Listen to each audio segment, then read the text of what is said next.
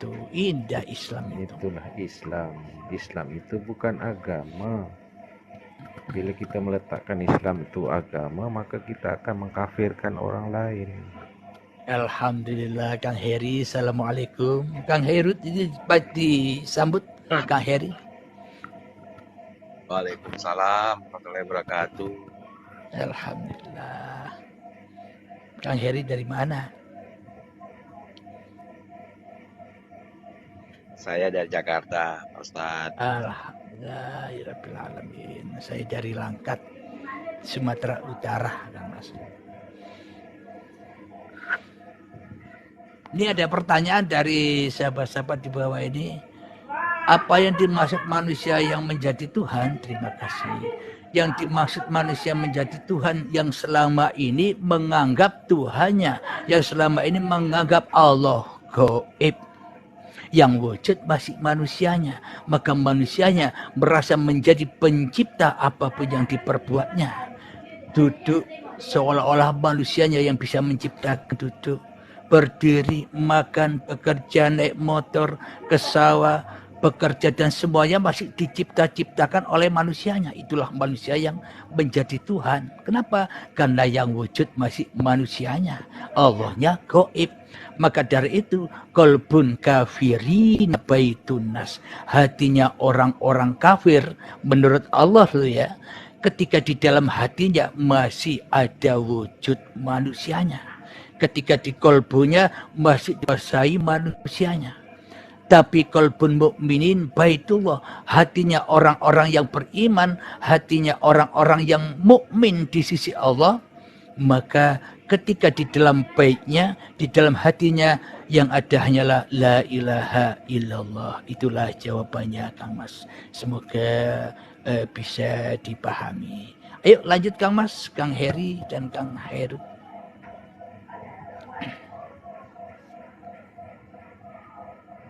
Sambil ngopi ya, ngopi ya.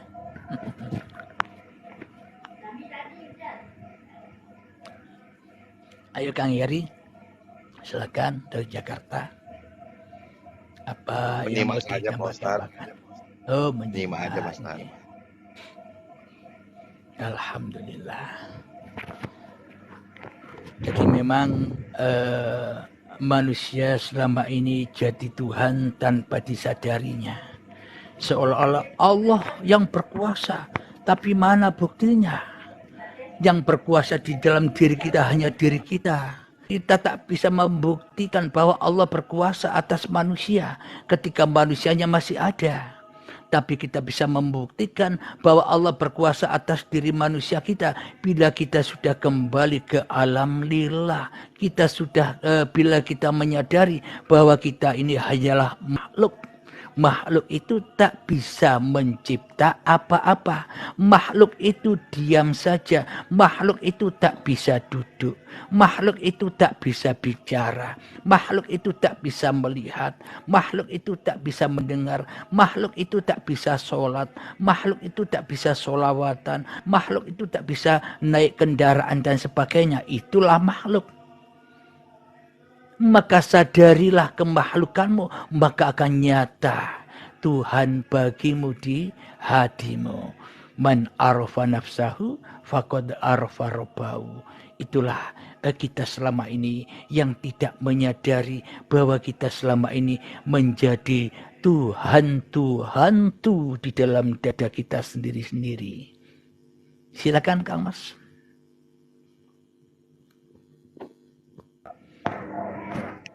Kang Mas, ada sedikit pertanyaan. Kedudukan hati itu di mana Kang Mas?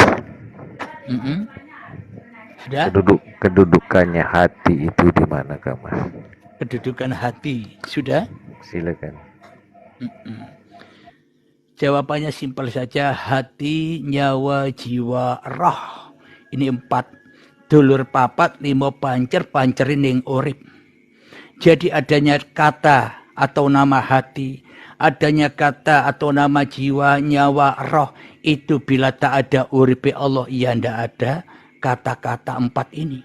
Ya pusatnya uripe Allah. Semua kedudukannya ada di sana. Alam semesta pun ada di uripe Allah. Bila tak ada uripe Allah, ya tidak ada alam semesta ini. Iya, benar. Bukan di Jadi kalau dadamu. kita membahas hati sendiri-sendiri, nyawa sendiri, jiwa, puluhan tahun tidak selesai-selesai, munyer aja Kang Mas. Bukan hati itu bukan dalam tubuh badan, bukan di dada. Betul. Hanya simbolik Kang Mas ya. Iya.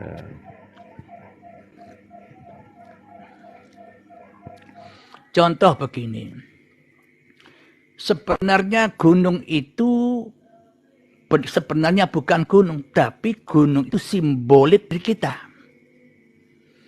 Adanya gunung itu tercermin karena adanya diri kita. Kalau diri kita tidak ada, gunung ya tidak ada. Langit, mendung, apapun, semuanya itu simbol diri kita. Bila diri kita tak ada, maka semuanya pun juga tak ada. Iya tidak Kang Mas? Iya, tidak wujud. Nah, semuanya hanya simbolik saja. Hanya gambaran. Hanya pintu-pintu saja. Ya. Selamat malam. Alhamdulillah, selamat malam. Kang Mas. Assalamualaikum.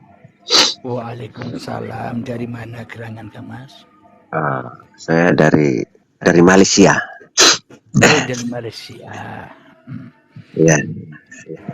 Ramai ya, Apa yang ramai ya mau mengikuti. disampaikan. Hah? Ramai mengikuti daripada Malaysia. Akhir-akhir Mengikuti ini apa ramai. itu, Kang Mas? Ya, pelarian. Mengikuti kajian-kajian hakikat ma'rifat ya Kang Mas. Oke.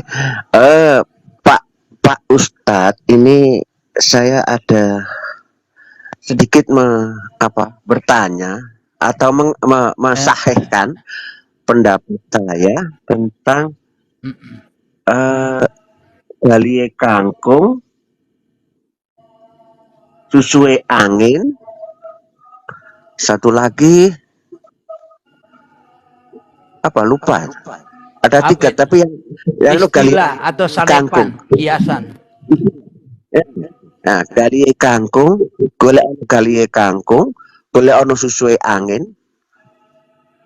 Ada satu lagi tapi lupa. Itu bagaimana itu? Ya, itu semua hanya kiasan atau sanepan. Simpelnya begini. Bila Anda sudah tahu bahwa nur itu hanyalah nurullah, maknanya hidup yang kita akui selama ini adalah hidupnya Allah. Selesai semua urusan dan selesai semua pertanyaan-pertanyaan manusia. Karena semuanya sudah terwakili di situ, ya enggak Kang Mas? Iya.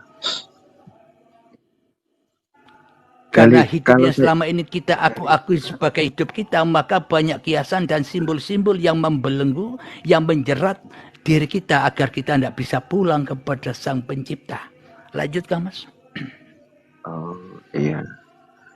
Kalau saya maknai, galie kangkung itu nama, sebuah nama, betul kah?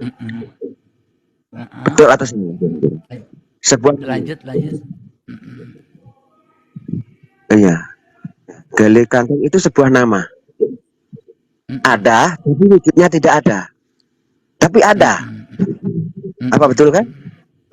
Ya, istilahnya begini, sama seperti gunung. Gunung itu sebenarnya bukan gunung namanya, tapi aku. Ya gunung tak ada, nama gunung ya tak. Itu maksudnya Kang Mas. Lanjut. Susue angin itu berarti nafsu, betul kah? Susue angin maknanya berawalnya segala alam semesta ini, ya kan? Pusatnya susue ya.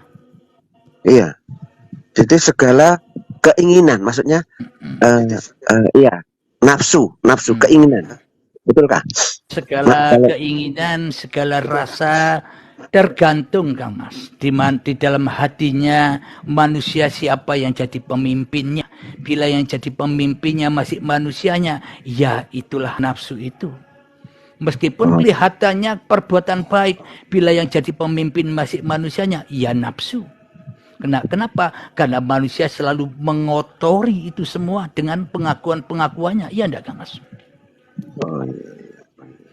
Tapi bila Berarti yang menjadi pemimpin itu hanya Allah, la ilaha illallah, maka seluruh apa yang diperbuat oleh manusia itu sesungguhnya adalah perbuatan Allah itu sendiri. Bila manusianya menyadarinya, maka manusianya terbebas dari belenggu-belenggu sifat-sifat kemanusiaannya.